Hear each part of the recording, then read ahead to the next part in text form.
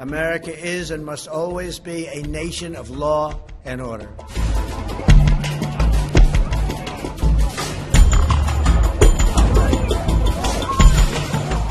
To those who engaged in the acts of violence and destruction, you do not represent our country.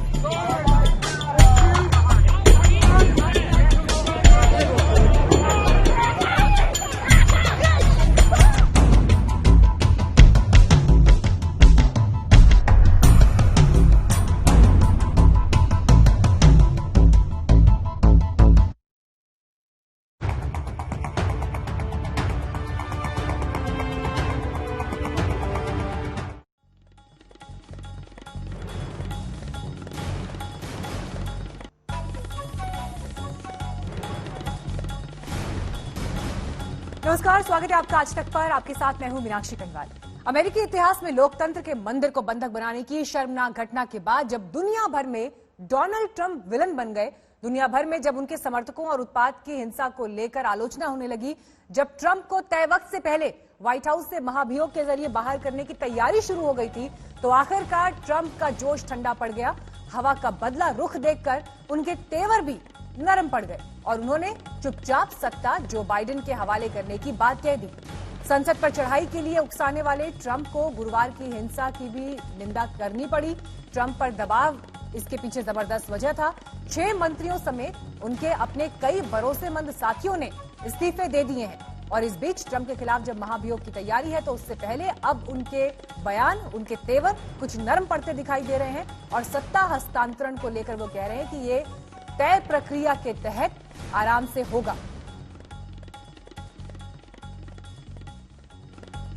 America is and must always be a nation of law and order. To those who engaged in the acts of violence and destruction, you do not represent our country. The new administration will be inaugurated on January 20th. My focus now turns to ensuring a smooth, orderly, and seamless transition of power.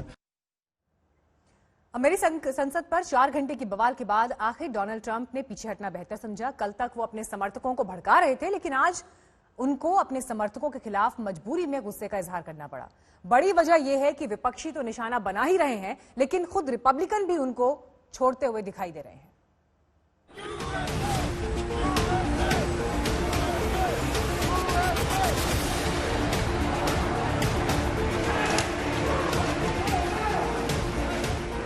अमेरिकी संसद की शर्मनाक तस्वीरें दुनिया के इस महान लोकतंत्र को नीचा दिखाने के लिए काफी है। जंग के मैदान की तरह दिख रही अमेरिकी संसद 4 घंटे के लिए उत्पातियों की बंधक बन गई।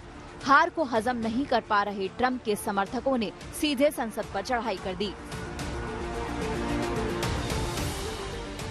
लेकिन लोकतंत्र के मंदिर की दरो दीवार को दागदार करने की इस घटना के बाद जब ट्रंप कुछ घंटों के भीतर हर तरफ से घिर गए, दुनिया भर में विरोध और निंदा हुई, तो अड़ियल ट्रंप के टकराव वाले तेवर ढीले पड़ गए।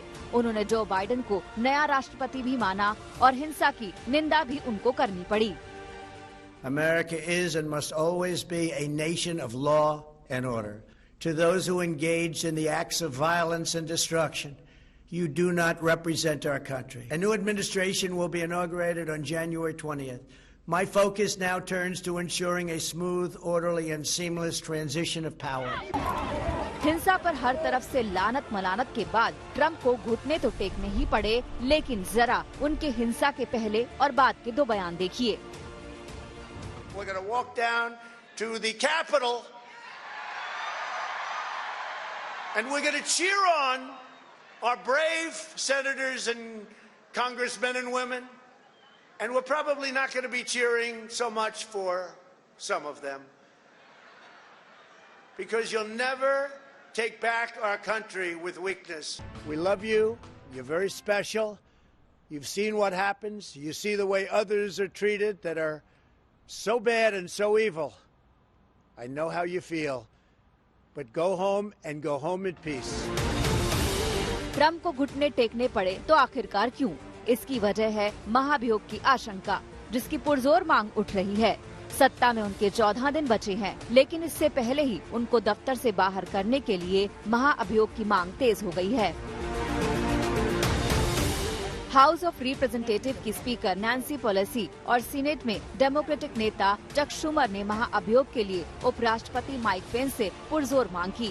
पेलोसी ने कहा कि पेंस अगर महाअभियोग की कार्रवाई नहीं करेंगे तो वो सदन की बैठक बुलाएंगी और महाअभियोग की कार्रवाई शुरू कर देंगी। डेमोक्रेट सेनेटर्स डोनाल्ड बेयर और एलेक्जेंड्रिया कॉटेज ने भी महाअभियोग की मांग की है। ट्रंप को उनके अपनों ने भी घेरा है। ट्रंप की पार्टी के भी कई सदस्य उन्हें पद से हटाए जाने की मांग कर रहे हैं। उनके प्रशासन के कुछ लोगों ने इस्तीफा भी दे दिया है। चारों तरफ से घिरे ट्रंप ने आखिरकार पीछे हटने में ही भलाई समझी, लेकिन सवाल ये है कि कहीं ये उनके घड़ियाली आंसू तो नहीं। ब्यूरो रिपोर्ट, आज तक। तो पूरी दुनिया में लोकतंत्र के झंडा बरदार अमेरिका में जो कुछ हुआ उसकी झलक आपने देखी, लेकिन अब आखिरकार डोनाल्ड ट्रंप के तेवर और उनके स्टेटमेंट कुछ नर्म दिखाई देते हैं। लेकिन अमेरिका में आगे क्या होगा, ट्रंप का आगे क्या होगा, ये ऐसे सवाल हैं जिस पर चर्चा करने के लिए हमारे साथ इस वक्त खास मेहमान जुड़ गए हैं। अजय जैन भुटारिया साहब हमारे साथ मौजूद हैं। आप सदस्य हैं नेशनल फाइनेंस कमेटी के और इसके अलावा टेक एंटरप्रेन्योर हैं, ऑथर हैं, नेशनल कम्युनिटी लीडर हैं। देव कार्लिकर साहब हमारे साथ मौजूद हैं। आप कोर कमेटी रिपब्लिकन पार्टी के मेंबर हैं और न्यू जर्सी से हमारे साथ जुड़ रहे हैं। हमारे साथ अनिल त्रिगुनायत जी हैं, आप फॉरेन इंडियन एम्बेसडर हैं। और गीता मोहन हमारे साथ आ गई हैं, हमारी संवाददाता। सबसे पहले गीता, मैं आपके साथ शुरुआत करना चाहूंगी। जो दर्शक हमारे साथ अभी अभी जुड़े हैं, आप पहले बताइए कि अमेरिका में अभी इस वक्त क्या स्थिति है, उसके बाद फिर हम चर्चा की शुरुआत आगे करें। अभी जो स्थिति है अमेरिका में वो ये है कि जो वायलेंस हुआ था, जिस वजह से न केवल डेमोक्रेट्स, जैसा आपने ठीक कहा मीनाक्षी, रिपब्लिकन लीडर्स भी हैं जो ट्रंप से रिश्ता या फिर अपने आप को डिस्टेंस करने की कोशिश कर रहे हैं क्योंकि वो अग्री नहीं करते, जिसके चलते ट्रंप को ये मानना पड़ा कि जो वायलेंस था उसको उन्हें कंडेम करना पड़ा और ये मानना पड़ा कि कहीं ना कहीं हार हो चुकी है। लीगल सारे एवेन्यूज उन्होंने एग्जॉस्ट कर लिए हैं और अब स्मूथ ट्रांजिशन होगा 20 जनवरी को ट्रंप एडमिनिस्ट्रेशन से बाइडेन एडमिनिस्ट्रेशन तक। ओथ टेकिंग सेरेमनी स्मूथ होगा, ऑर्डरली होगा, ये ट्रंप ने अश्योर कर दिया है अमेरिका की जनता को। लेकिन दूसरी तरफ दो चीजें होने वाली हैं। एक कि बहुत लोग ये मांग कर रहे हैं कि इम्पीचमेंट या फिर 25th अमेंडमेंट इन्वोक किया जाए। दोनों ही रास्तों में सबसे बड़ा मुश्किल जो दिख रहा है वो ये है कि अभी बस 13 दिन बाकी है और 13 दिनों में ना इम्पीचमेंट हो सकता है, ना 25th अमेंडमेंट अगर इन्वोक करे तो उसका प्रोसेस कंप्लीट होगा। तो ये तो तय है कि राष्ट्रपति ट्रंप इन 13 दिनों में राष्ट्रपति रहेंगे और स्मूथ ट्रांजिशन देखा जाएगा। लेकिन दूसरा सबसे बड़ा मुद्दा ये होगा कि बाइडेन एडमिनिस्ट्रेशन जो इन्वेस्टिगेशंस होंगे कल के वायलेंस को लेकर, उस वायलेंस में ट्रंप का क्या रोल रहा है और ट्रंप ने कितना भड़काया वहां के प्रोटेस्टर्स को, इस पर जरूर जब जांच होने लगेगी तो ट्रंप काफी मुश्किल में आ सकते हैं। ठीक है, यहाँ पर मैं त्रिगुनायत साहब आपको अब चर्चा में लाना चाहूंगी। डोनाल्ड ट्रंप का अब आगे क्या होगा, क्या वो 20 जनवरी तक राष्ट्रपति बने रहेंगे? देखिए, ये कहना तो मुश्किल है, लेकिन जहां तक गीता ने भी कहा, ये टाइम बहुत कम है। लेकिन सबसे बड़ी जो समस्या लोगों को है वहां पर वो ये है, जो खास तौर से जो ट्रंप के वाइस प्रेसिडेंट या उनके नीचे कैबिनेट वाले हैं या नेशनल सिक्योरिटी एडवाइजर हैं, कि अगले 13 दिनों में ये और कुछ इस तरह का काम ना कर दें जिससे कि अमेरिका कुछ ऐसी परेशानी में पड़ जाए। में ट्रंप की आदत है कि कुछ भी गड़बड़ कर सकते हैं, जैसे उन्होंने चीन के साथ हो या ईरान के साथ हो, वहाँ सब जगह कोशिश करिए और अपना मैक्सिमम प्रेशर कैंपेन तो डाइवर्ट करने के लिए। लेकिन अभी मुझे लगता है कि वो, चूंकि उनके खुद के लोग साथ छोड़ गए हैं वहाँ से, रिपब्लिकन पॉलिटिशियंस की नहीं बात कर रहा हूँ, उनके खास पूरा स्टाफ उनके खिलाफ हो गया है वर्चुअली। वहाँ पे देखिए आप कितने, उनकी एजुकेशन सेक्रेटरी ने रिज़ाइन कर दिया, उनके असिस्टेंट सेक्रेटरी जो हेल्थ की हैं उन्होंने रिज़ाइन कर दिया, उनके chief of staff Melania Trump के उन्होंने रिज़ाइन कर दिया, डिप्टी प्रेस सेक्रेटरी ने रिज़ाइन कर दिया। तो उनके पूरे, और नेशनल सिक्योरिटी एडवाइज़र ने भी कहा है कि वो भी इससे खुश नहीं है, क्योंकि जिस तरह की भाषा सबको पता है। देखिए, अमेरिकन हार्ट में, at the heart of the democracy सबसे ज़्यादा इंपॉर्टेंट है, और वो एक ऐसी चीज़ है जिसको वो कहते हैं कि हम दुनिया की ग्रेटेस्ट डेमोक्रेसी है। और जो इस वक्त हुआ है 2 दिन पहले, वहाँ पे उससे इतनी शर्मसार घटनाएं हुई हैं कि अमेरिका का जो एक स्टेटस, ग्लोबल स्टेटस है as a beacon of democracy, वो खत्म हो गया है एक तरह से। मैं समझता हूँ उसमें काफी डेंटिंग आई है। और सिर्फ ये साल ब्लैक 1967 में के लिए जी अनिल जी, साल 1967 में अमेरिकी संविधान में 25वें संशोधन को लागू किया गया था और इसके तहत ये इंतजाम किए गए थे कि अगर राष्ट्रपति शासन करने में अक्षम है या उनका निधन हो जाता है या उनकी जगह किसी और को ये जिम्मेदारी दी जा सकती है, तो इस तरह का प्रावधान था कि राष्ट्रपति के इस्तीफे या निधन की स्थिति में उपराष्ट्रपति को स्थायी रूप से सत्ता सौंपी जा सकती है या नया उपराष्ट्रपति बनाने की ताकत राष्ट्रपति और कांग्रेस को संयुक्त रूप से दी जा सकती है। हालांकि ऐसा इससे पहले अमेरिकन इतिहास में हुआ नहीं है, लेकिन क्या ये वो परिस्थितियां हैं जब जो हाल हमने देखा कैपिटल हिल में हुआ उसके बाद संशोधन 25 का इस्तेमाल अमेरिका में हो सकता है? ये हो सकता है क्योंकि इसकी पॉसिबिलिटी है। और मैंने सुना है कि वाइस प्रेसिडेंट बाइडेन और जो कैबिनेट के जितने भी उनके मंत्री लोग हैं उन्होंने आपस में इस बारे में बात किया है कि जिस तरह की अब कुछ लोगों ने तो ये भी कमेंट किया है is a danger to the country. तो अगर ये इस चीज सोचते हैं और जिस तरह कल जो बाइडेन ने मैं समझता हूँ जिस तरह वोट काउंट में अपना सुबह के 4 बजे तक बैठ करके और पूरा religiously constitutionally as a chair उन्होंने उसको संविधान के तहत सारे निर्णय दिए और जो बाइडेन की जीत का और कमला हैरिस की जीत के बारे में बताया, तो मैं समझता हूं कि वाइस प्रेसिडेंट पेंस ने एक बहुत समझदारी का काम किया है कल। और हो सकता है कि ये उनके दिमाग में रही हो बात कि अगर ये बिल्कुल ट्रंप और आगे बढ़े या ट्रंप मेरे ख्याल से अगर ये कंसीड ना करते उसके बाद समझ लीजिए जैसा कि उन्होंने कंसीड किया है और ऑर्डरली ट्रांजिशन की बात की है, तो ये बैकफुट पे आ गए हैं ट्रंप। अब इसके बाद में आप उनसे कुछ और सुन नहीं पाएंगे। तो ये उनका एक बचने का तरीका है उस 25 और इसीलिए हम भी चर्चा में लगातार ये सवाल उठा रहे हैं कि आखिर जो ये महाभियोग जैसी तैयारी जो परिस्थितियां ट्रंप के खिलाफ अब वहां बनती दिखाई दे रही हैं, क्या उसके बाद अब उनके तेवर और उनके सुर जो है वो नरम पड़ते दिखाई दे रहे हैं? देव कार्लेकर साहब भी हमारे साथ मौजूद हैं, आप रिपब्लिकन पार्टी के नेता हैं। देव साहब, अमेरिका के जो सबसे महान राष्ट्रपति हुए हैं इब्राहिम लिंकन, उनका ये मशहूर कोट है, democracy is the government of the people by the people for the people. लोकतंत्र की शायद सबसे सटीक परिभाषा इसे कहा जा सकता है। और इब्राहिम लिंकन वो नेता हैं जिन्होंने अमेरिका में गृह युद्ध का सामना किया, उन परिस्थितियों से अमेरिका को बाहर निकाला। लेकिन आज उन्हीं की पार्टी के नेता डोनाल्ड ट्रंप ने अमेरिका के लोकतंत्र को जिस स्तर पर चोट पहुंचाई पूरी दुनिया के आगे, क्या कहेंगे इस पर आप? और आखिरकार अब ये परिस्थितियां हुई हैं तो उनको ऐसे अब स्टेटमेंट देने पड़ रहे हैं कि ये हमारा अमेरिका नहीं है। इस दहलीज तक अमेरिका को किसने पहुंचाया? Meenakshi ji, first of all thank you so much for inviting me on this panel at Aaj Tak. बड़ा खेद होता है जब हम यह चीज देखते हैं कि जो एक इंसिडेंट हुआ वेडनेसडे को और पूरी दुनिया मेड यूएस अ लाफिंग स्टॉक। दुनिया की सबसे पुरानी democracy is the United states of America. दुनिया का सबसे बड़ा, अगर आप बिग डैडी किसे कहे as a nation, that is the America. और जो देश पूरी दुनिया को डेमोक्रेटिक ऑर्गेनाइजेशंस और डेमोक्रेसी का पार्ट सिखाता है, उस देश में जिस प्रकार से जो वारदात हुई 2 दिन पहले, तो शर्म से सर झुक जाता है। But having said that, I can assure you, irrespective of the party politics, the people of this great nation, जो सामान्य वर्ग लोग हैं, आप मेरे जैसे या फिर अजय जी जैसे, we all stand united for the betterment of this great nation. जो पार्टी लीडर्स भी है between both the parties, they have ensured there is a smooth transition of the power.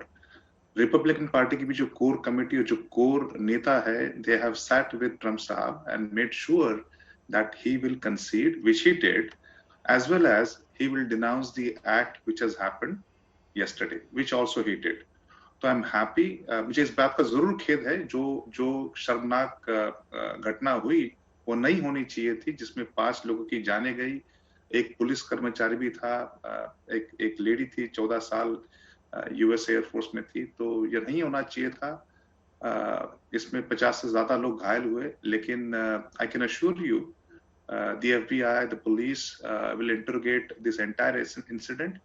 इसके पीछे जो भी होगा, अभी फोन टैपिंग होगा, ईमेल टैपिंग होगा, सब कुछ टैपिंग होगा। लेकिन देव साहब देखिए, जितने अप्रत्याशित नेता डोनाल्ड ट्रंप हैं कि वो अचानक क्या कर देंगे, इसका अंदाजा शायद जिस तरह से वो काम करते हैं, उनका जो कार्यकाल लोगों ने देखा है, आशंका तो ये भी है कि अभी भी इस हिंसा को तमाम अखबार हैं जो ये लिख रहे हैं कि किस तरह से उन्होंने हिंसा को रोकने में उनके स्टेटमेंट्स नाकाम रहे, उन्होंने अपने लोगों को समझाया नहीं, अपने समर्थकों को समझाया नहीं। जो दिन बचे हैं 20 जनवरी से पहले, ये दिन शांतिपूर्ण रहेंगे अमेरिका में, आशंका तो इसकी भी बहुत बड़ी है। नहीं, ऐसा आप नहीं कह सकते।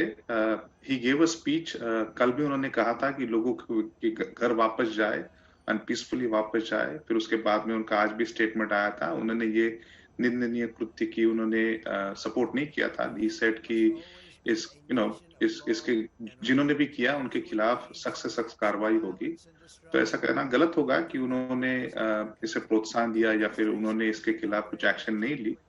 तो खैर मैं इसमें ज्यादा चुनाव नतीजों को तो लेकिन वो अभी भी नहीं मान रहे हैं। नहीं, ही कंसीडर्ड, ऐसा कहना गलत होगा। अगर अब देखो यहाँ पे आप ये कह रहे हैं कि 20 तारीख को सत्ता हस्तांतरण स्मूथ तरीके से होगा, शांतिपूर्ण तरीके से हो जाएगा। हाँ जी, इस प्रक्रिया में the incumbent president has to concede formally, यानी उनकी जो पराजय है उन्होंने एक्सेप्ट कर ली। एट द सेम टाइम ही ऑल्सो अश्योर्ड कि जो ट्रांजिशन टीम होगा उन्हें वो पूरा सहकार्य करेंगे। अब जब ये काले पत्थर पे जो रेग लग गई है, तब आप देखेंगे ये जो सारे सेक्रेटरिएट है, जो सारे कैबिनेट मिनिस्टर है, सारे side by side they will have to basically. ठीक है अजय जी, आप चर्चा में आइए। देखिए, जो रिपब्लिकन पार्टी के ही नेता हैं वो अब साथ छोड़ते जा रहे हैं डोनाल्ड ट्रंप का। हम लगातार वो नंबर और नाम भी दिखा रहे थे कि जिन जिन लोगों ने इस्तीफे दिए हैं, लेकिन बड़ी बात यहां पर ये, जिस आशंका का जिक्र गीता भी कर रही थी, कि जो वक्त अभी बचा है 20 तारीख से पहले का, ये शांतिपूर्ण बीतेगा अमेरिका में या नहीं बीतेगा? बिल्कुल। अमेरिका के कैपिटल पर कल हुए जो हिंसक और घृणित राजद्रोह जो डोनाल्ड ट्रंप ने अपने समर्थकों को उकसा के करवाया, ये एक बहुत ही खतरनाक कार्य था। और ये अराजकता का जो दृश्य आप अमेरिका में देख रहे हैं वो अमेरिका को प्रतिबिंबित नहीं करता है। ये अमेरिका नहीं है जो हम दिखाना जो सही में है। लेकिन ये 13 दिन के भीतर बाइडेन और हैरिस जो है प्रेसिडेंट और वाइस प्रेसिडेंट बन जाएंगे। और ये अभी सीनेट जॉर्जिया में जो इलेक्शन रिजल्ट आया उससे पूरी सीनेट भी डेमोक्रेटिक कंट्रोल में है और कांग्रेस भी डेमोक्रेटिक कंट्रोल में है। चलिए अजय जी, आप भी ये उम्मीद जता रहे हैं कि सत्ता हस्तांतरण आराम से हो जाएगा, लेकिन बड़ा सवाल और बड़ी चुनौती बाइडेन साहब के लिए है। उनके लिए तो बड़ी चुनौती ये है कि वो अमेरिका जो पूरी दुनिया में लोकतांत्रिक मूल्यों के लिए सबसे पहले स्टेटमेंट्स देता रहा है, उसका झंडा बरदार रहा है, सबसे बड़ा चेहरा रहा है, उस अमेरिका में अगर ये घटना हुई है तो क्या अब आप लोगों के पास ये नैतिक अधिकार रहेगा दुनिया के दूसरे देशों को लोकतंत्र का संदेश देने में? बिल्कुल, ये आप बिल्कुल सही कह रहे हैं, लेकिन ये भी देखना पड़ेगा कि डेमोक्रेसी जो एक प्रोसेस है वो भी एक फ्रेजाइल होता है। तो ये जो हुआ है ये एक डेमोक्रेसी प्रोसेस को इवॉल्व करेगा। और जो बाइडेन ने अपनी इलेक्शन नाइट के स्पीच में भी कहा था कि मैं राष्ट्रपति बनूंगा तो पूरे अमेरिका का राष्ट्रपति हूं मैं, न रिपब्लिकन या न सिर्फ डेमोक्रेट्स के, पूरे अमेरिका का राष्ट्रपति। तो जो चुनौती जो है बाइडेन के सामने वो ये है कि जो डिवाइडेड अमेरिका है, जो अभी जो डिवाइडेड है इस वक्त अमेरिका, उसको यूनाइट करना है और लोगों को एक साथ लाना है, कोविड क्राइसिस से बाहर निकालना है। और लोकतंत्र को लेकर जो एक बड़ा संकट खड़ा हुआ है और जो एक बड़ा संदेश पूरी दुनिया में गया है, उस पर चुनौतियां अब आगे अगली सरकार के लिए बहुत बड़ी होंगी। अमेरिका का ये हाल देखकर सबक उन लोगों को भी मिला होगा जो दूसरे देशों में इस तरह की हिंसा को विरोध प्रदर्शन का नाम देकर उपदेश देते हैं। पिछले कुछ वर्षों में भारत के साथ भी इन लोगों ने ऐसा ही किया। सीएए का मामला हो, अनुच्छेद 370 का मामला हो, असहिष्णुता के आरोप हो या फिर किसान आंदोलन हो, भारत के खिलाफ दुष्प्रचार का कोई मौका नहीं छोड़ा गया।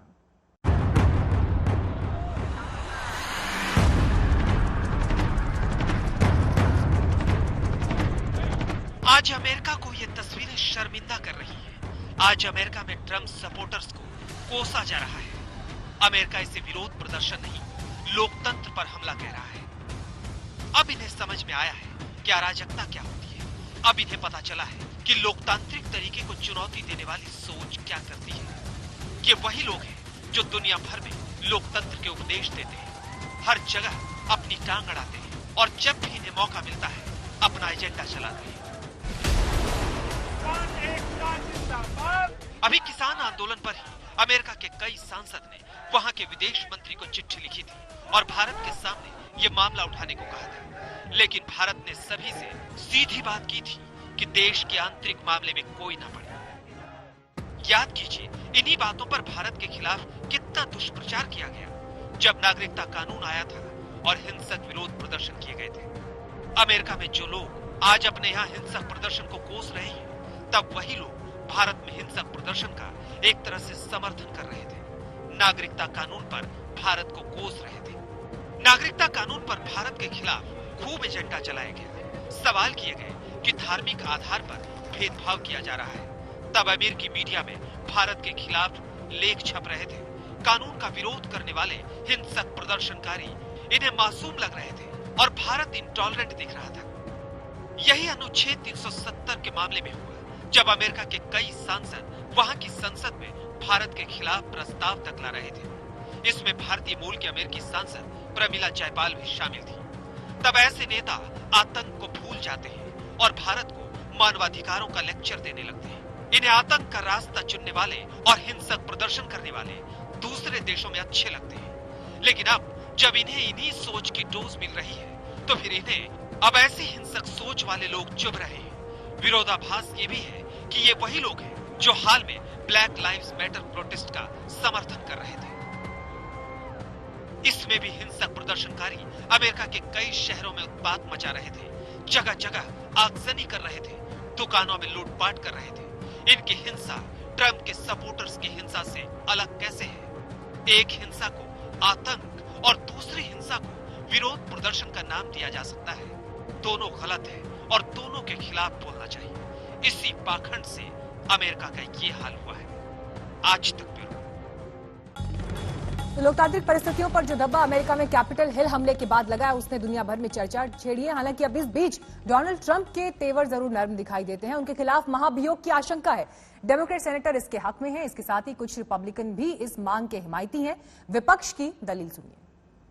In calling for this seditious act, President has committed an unspeakable assault on our nation and our people.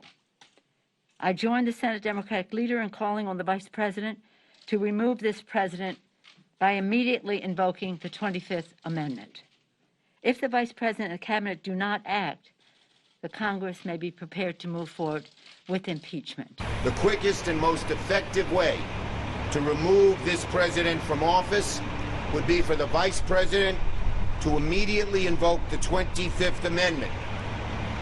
The Vice President can invoke the 25th Amendment today, and if the Cabinet votes, he's gone. They should do it now. If the Vice President and the Cabinet refuse to stand up, Congress should reconvene to impeach the President. Plain and simple. तो वर्तमान परिस्थितियों पर ये बयान आपने सुने, जो अधिकारी हैं, जो जिनके पास पद है। लेकिन बड़ी बात ये कि अगले राष्ट्रपति जो अमेरिका के बनने जा रहे हैं, जो बाइडेन, उन्होंने इस पूरी घटना के बाद क्या कहा, सुनिए। Yesterday, in my view, one of the darkest days in the history of our nation. An unprecedented assault on our democracy. An assault literally on the citadel of liberty in the United States Capitol itself.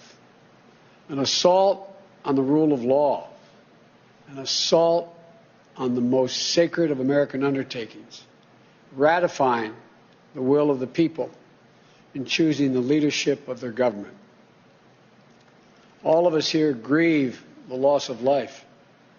Grieve the desecration of the people's house. But what we witnessed yesterday was not dissent. It was not disorder. It was not protest. It was chaos. They weren't protesters. Don't dare call them protesters. They were a riotous mob, insurrectionists, domestic terrorists. सभी खास मेहमान लगातार चर्चा में हमारे साथ जुड़े हुए हैं। देव साहब, इस सवाल के लिए मैं आपके पास अब आना चाहूंगी। देखिए, कहीं ना कहीं क्या आप ये मानेंगे कि रिपब्लिकन पार्टी की साख को भी एक बहुत बड़ा झटका और चोट लगी है डोनाल्ड ट्रंप के इस बिहेवियर के बाद? क्योंकि वो अमेरिका जहां पर अभिव्यक्ति की आजादी को इतना मुख्य माना जाता है, बल्कि आप तो दूसरे देशों को इस बात को लेकर संदेश देते हैं। उसी देश के राष्ट्रपति के फेसबुक और ट्विटर अकाउंट निलंबित कर दिए गए उनके गैर जरूरी बयानों की वजह से। देखिए मीनाक्षी जी, बुरा तो लगता है एज ए यूएस सिटीजन, भले आप किसी भी पार्टी के हो, जब ऐसी वारदातें होती हैं तो शर्म से सर जरूर झुक जाता है। Right to gather, right to protest ये फर्स्ट अमेंडमेंट है, but that has to be peaceful. आपको कोई हक नहीं है कि आप जो जाके संसद में, जो यूएस का है कैपिटल हिल में, जाके आप वहां पे तोड़फोड़ कर रहे हो, गदर मचा रहे हो, जहाँ के people are hiding for the cover, और पूरी दुनिया ये तमाशा देख रही है। I think time has come जहाँ पे जो भारत मुल्क के जो हम यहाँ पे अमेरिका निवासी है, कि जो हमारा भारत का नारा है अहिंसा परमो धर्मा, या हम जो कहते हैं कि वसुदेव कुटुंबकम, संस्कृत में भी एक श्लोक है कि जिससे हम कहेंगे लोक समस्ता सुखिनो भवन्तु, पूरे विश्व का कल्याण हो, पूरे विश्व में शांतता हो और सबका विकास हो। इवन मोदी साहब जो भारत के प्रधानमंत्री है, वह भी यही कहते हैं कि सबका साथ, सबका विश्वास और सबका विकास। तो जो हमारे प्रेसिडेंट इलेक्ट बाइडेन जी है, I am sure as and when he comes to the power on 20th, लेकिन he will keep in mind। लेकिन ये जो आशंका है, ये तो पिछले काफी समय से थी। जिस समय चुनाव के नतीजे आ रहे थे, उसी समय से ये आशंकाएं चलनी शुरू हो गई थी कि इस तरह का कुछ हो सकता है अमेरिका में। तो फिर चूक कहाँ हुई? ये कहना गलत होगा। हमारे पैनल पर भी, डिस्कशन पर जो पैनलिस्ट आ रहे थे, वो इस बात की आशंका जाहिर कर रहे थे। अजय जैन जी तो उस समय भी हमारे साथ जुड़े थे चर्चा में, उन्होंने भी इस बात का जिक्र किया था। देखिएगा, एज आई सेड, ये कहना गलत होगा। तो 2016 में भी ये गैदरिंग हुई थी, तब ट्रम्प साहब जीते थे, हिलरी क्लिंटन जी हारी थी, तो तब भी जन सैलाब आया था। They show their solidarity and support to Hillary ji, और वो बड़ी पीसफुल रैली थी। तो इस बारी भी जब रिपब्लिकन पार्टी के लोग आए to show their support and solidarity for president Trump, तो सभी को यही लगा था। देवर 1-2 महीने पहले उन्होंने डिक्लेयर किया था, परमिट लिए थे, ऐसे जन सैलाब अचानक से नहीं आया था। ये 2 महीने से चल रहा था कि डेट डिक्लेयर थी, टाइम डिक्लेयर था, और सिक्योरिटीज भी दिए थी। वहां की जो डीसी की मेयर है, देव साहब, अमेरिका के तमाम बड़े अखबारों का फ्रंट पेज हेडलाइन है ये, डोनाल्ड ट्रंप के स्टेटमेंट्स ने भीड़ को भड़काया, समर्थकों को भड़काया, और वो पार्लियामेंट पहुंच गए। देखिए, मैं यही कहता हूं कि ये बड़ी खेद की चीज है, right? So it must be denounced. जब आप पार्लियामेंट में जाके तोड़फोड़ कर रहे हो, वहां पे आप हिंसा किया आपने, एक औरत वहां पे वारदात पे मारी गई, 5 लोग मर गए, 60 से ज्यादा लोग जख्मी हुए, एक पुलिस कर्मचारी की भी वहां पे मृत्यु हुई। तो जिन्होंने भी ये किया है, ये बड़ा निंदनीय कृत्य है। And I can assure you, अब जब हमारी FBI और हमारे जब पुलिस कर्मचारी इस पूरे फुटेज में जाएंगे। अजय जी, चूक कहां पर हुई? कहां पर चूक हुई अजय जी? है कि डोनाल्ड ट्रंप का ये बिहेवियर ही रहा है कि वो हार को समझ नहीं पा रहे हैं, हार को एक्सेप्ट नहीं कर पा रहे हैं, और वो एक राष्ट्रपति इंस्पायर कर सकता है, या एक राष्ट्रपति, और ये जो राष्ट्रपति है वो लोगों को उकसा रहा है, भड़का रहा है, नफरत फैला रहा है। और उसने जो अपने इलेक्शन के स्पीचेस में भी कहा था कि मैं अगर हार गया तो वहाँ पे सिविल अनरेस्ट होगा पूरे कंट्री में। तो हमें ये भी देखना है कि अगले 20 दिन या 20 दिन के बाद में भी ये क्या करवाता है। लेकिन अब जब प्रेसिडेंट ट्रंप के ऊपर कुछ पावर्स होते हैं जो उनको इस तरह से हम वो अरेस्ट नहीं हो सकते, या लेकिन जो सिटीजन ट्रंप जो होगा 20 तारीख के बाद में, तो वो सिटीजन ट्रंप को बहुत सारे वो पावर्स नहीं रह जाते हैं। वो इस तरह कार्य अगर दोबारा करते हैं तो वो अरेस्ट भी हो सकते हैं। तो हमें देखना ये कैसे होता है। लेकिन अभी डेमोक्रेटिक राष्ट्रपति बनेंगे बाइडेन, सेनेट डेमोक्रेट होगा और सदन डेमोक्रेट होगा। तो राष्ट्रपति बाइडेन जो है लोकतंत्र को बहाल करने और कानून के और लॉ एंड ऑर्डर रिस्टोर करने के लिए, और जो कंट्री को यूनाइट और हील करने के लिए, ये उनका मुख्य और होगा कि इसके साथ में इकोनॉमी और कोविड जो है क्राइसिस, उसको रिजॉल्व करने के लिए चुनौतियां तो देखिए कई होंगी अब बाइडेन सरकार के आगे। लेकिन अजय जी, एक सवाल मेरा आपसे और है, जो ये पूरी प्रक्रिया रही चुनावों की, नतीजों की, और उसके बाद जिस तरह के आरोप उस पर लगे, क्या आपको लगता है कि अब अमेरिका में एक ऐसा समय भी आ गया है जब चुनाव प्रक्रियाओं को लेकर, उन्हें और पारदर्शी बनाने को लेकर, क्योंकि सीधे ट्रंप साहब ने आरोप लगाए, जो कि सिटिंग प्रेसिडेंट है, उन्होंने आरोप लगाए कि हमारे साथ गलत हो रहा है, अन्याय हो रहा है, तो एक चर्चा इस पर भी छिड़ेगी कि अब आगे चुनाव की प्रक्रियाओं में कोई तब्दीलियां या उसको और पारदर्शी बनाने के कुछ कदम हो, और क्या आपकी सरकार इसके लिए इस दिशा में काम करेगी? आई थिंक ये सारा डिस्कशन जो है डेफिनेटली हेल्पफुल होगा कि डेमोक्रेसी को कैसे और स्ट्रॉन्गर बनाया जाए, कैसे चुनाव का जो इलेक्शन प्रोसेस है और उसको कैसे मजबूत किया जाए। लेकिन ये एक ट्रम्प की एक स्ट्रेटेजी रही है कि वो इलेक्शन के हार को हार नहीं मान के अपने 2024 के इलेक्शन में वो वापस खड़ा होना चाहते हैं। उसके लिए ये प्लेटफॉर्म तैयार कर रहे हैं कि देखो भाई, मैं तो हारा नहीं था, मुझसे तो चुनाव छीन लिया गया था, और 2024 4 साल अभी यही स्टोरी वो चलाएंगे और फिर 2024 में वापस रन करेंगे। ये भी एक थ्योरी है जो डिस्कशन में चल रही है। तो ये जो तरीका है वो तो सब लोग जो जानते हैं, उन्होंने केसेस किए, सारे केसेस खारिज हो गए, कहीं पर भी उनकी एक भी धांधलीबाजी जो है साबित नहीं हुई। तो ये तो 100 बार वो अपने समर्थकों को झूठ कह के वो उसको सच साबित करने की कोशिश कर रहे हैं, पर ऐसा होगा नहीं। ये कुछ दिन जो है अमेरिका के लिए बहुत ही बुरे दिन गए हैं, 4 साल और कुछ अभी पिछले 1 वीक जो है। लेकिन आने वाला समय अंडर बाइडेन और हैरिस के अंडर एडमिनिस्ट्रेशन में अच्छा होगा, और अमेरिका का जो नेतृत्व, दुनिया के जो नेतृत्व करते हैं, वो वापस से सम्मान और रेस्पेक्ट रिस्टोर होगा। देखिए देव साहब, यहाँ पर अजय जी तो कह रहे हैं कि जो ये बुरा वक्त गया उसके सबसे बड़े जिम्मेदार कौन है, इशारा उनका सीधे सीधे प्रेसिडेंट डोनाल्ड ट्रंप की तरफ। लेकिन मैं उससे आगे का एक सवाल आपसे यहाँ पूछना चाहूंगी। जो परिस्थितियां हमने कैपिटल हिल हमले के दौरान देखी, जहां पर ऐसा लग रहा है कि लोग एक पक्ष दूसरे पक्ष के खिलाफ जिस हद तक चला गया, यानी अगर एक पार्टी के समर्थक दूसरी पार्टी को अपना दुश्मन इस कदर मानने लगेंगे कि यहां पर इस तरह से खून की होली खेली जाएगी, इतने उग्र हमले होंगे, इतना बड़ा डिवाइड जो अमेरिका के समाज में दिखाई दे रहा है, ये क्या संदेश दे रहा है और कौन इसके लिए जिम्मेदार है?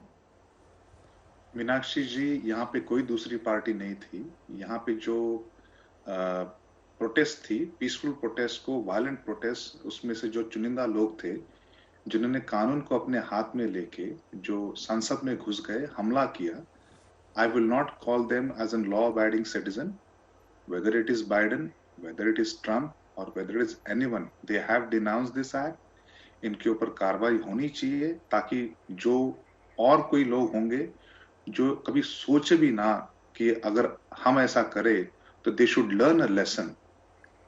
तो ये बड़ा निंदनीय कृत्य है। This time of the hour, Meenakshi ji, it's a time to unite, it's a time to heal, it's a time to look for the bright future. हम कोविड-19 पेंडेमिक से अभी उभरे भी नहीं है। अभी अभी we are looking to get the cure, we are looking to get the masses to get the treatment. तो हमारे पर बहुत चैलेंजेस है। इकोनॉमी पोस्ट पेंडेमिक से अभी रिकवर होनी है।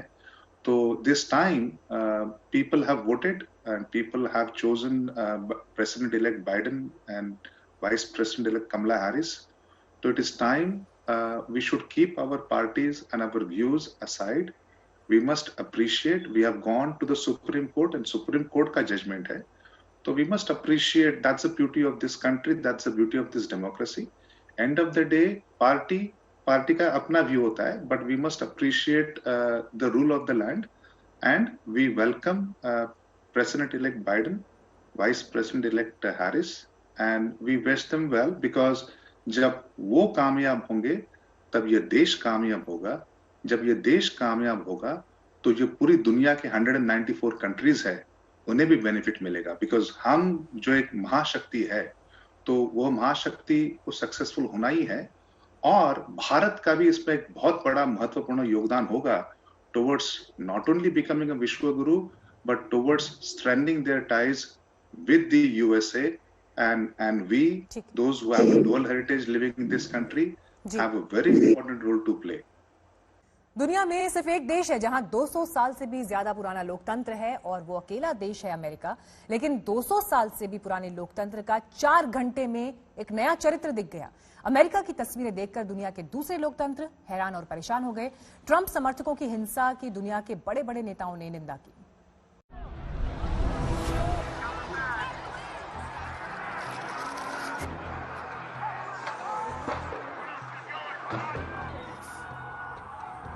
डोनाल्ड ट्रंप के सपोर्टर अमेरिका को फिर से महान बनाने चले थे और अपनी ही संसद पर चढ़ गए।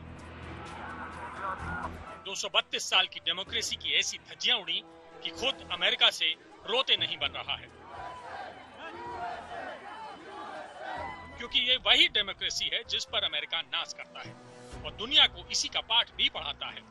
आज दुनिया के सामने यही डेमोक्रेसी तमाशा बन गई तो वहां चीखें निकल रही हैं।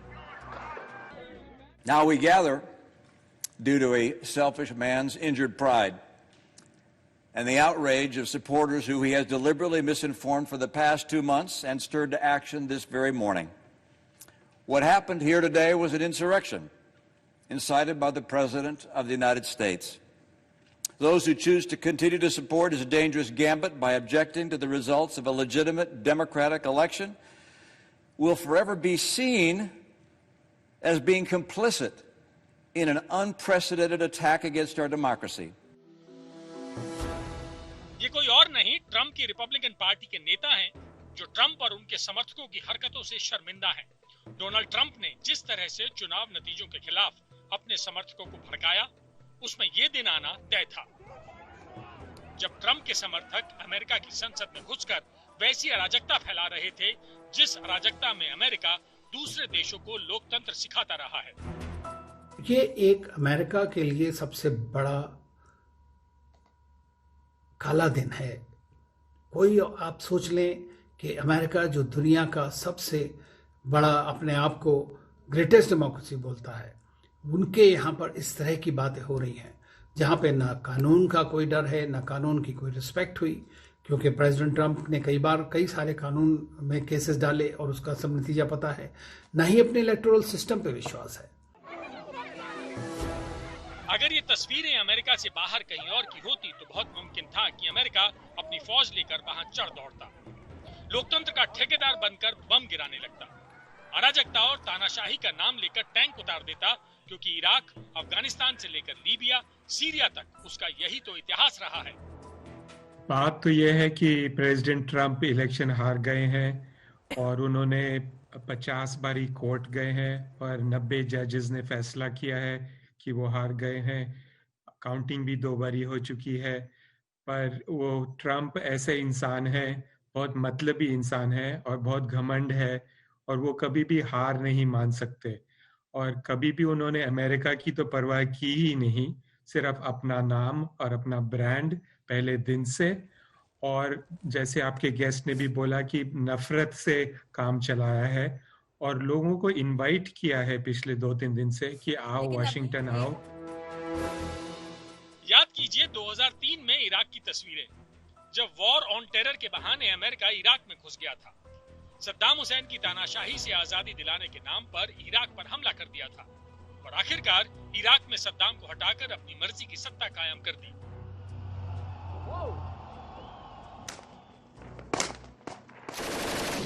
यही अमेरिका ने अफगानिस्तान में किया, यही लीबिया में किया, यही सीरिया में भी करने पर पूरा जोर लगाया। ऐसी हर जगह को अमेरिका ने युद्ध में झोंका, जिसे अमेरिका वहां पर तानाशाही हटाकर लोकतंत्र कायम करना कहता है और इसी तरह से दुनिया में लोकतंत्र का ठेकेदार बन जाता है। लेकिन आज अमेरिका की तस्वीरें खुद उसे चिढ़ा रही हैं। इस तरह से ट्रांजिशन ऑफ पावर इतना बड़ा पॉलिटिकल इशू हो गया और वो कहीं ना कहीं राष्ट्रपति के कंधे पे है। राष्ट्रपति अगर किसी डेमोक्रेसी का हेड ही, किसी इंस्टीट्यूशन का, किसी देश का राष्ट्रपति ही अगर उनके इंस्टीट्यूशंस को चैलेंज करने लग जाए, वहां के इंस्टीट्यूशंस को, तो फिर आप क्या उम्मीद रखते हैं? तो कहीं ना कहीं राष्ट्रपति के द्वारा ये किया जाना अपने आप में एक गलत कदम था और इसीलिए जब बाद में सिचुएशन को कंट्रोल करना था तो उपराष्ट्रपति और दोनों पार्टी के नेताओं ने मिलकर के, सेनेट में और हाउस ऑफ रिप्रेजेंटेटिव के नेताओं ने मिलकर के डायरेक्ट मिलिट्री को कांटेक्ट किया, मिलिट्री के नेताओं को, और फिर वहां से नेशनल गार्ड को बुला करके सिचुएशन कंट्रोल में लिया। एक ट्रंप ने अमेरिका में करोड़ों ट्रंप बना दिए और इन सब ने सबसे पुराने लोकतंत्र की ऐसी पोल खोल दी कि पूरी दुनिया अमेरिका पर हंस रही है। अब जब भी अमेरिका दूसरे देशों को लोकतंत्र की सीख देने की कोशिश करेगा तो दुनिया उसे ट्रंप समर्थकों की तस्वीरें जरूर याद दिलाएगी कि कैसे उनके यहाँ भी ऐसे लोग हैं जो लोकतंत्र पर नहीं, ट्रंप तंत्र पर चलते हैं। आज तक ब्यूरो।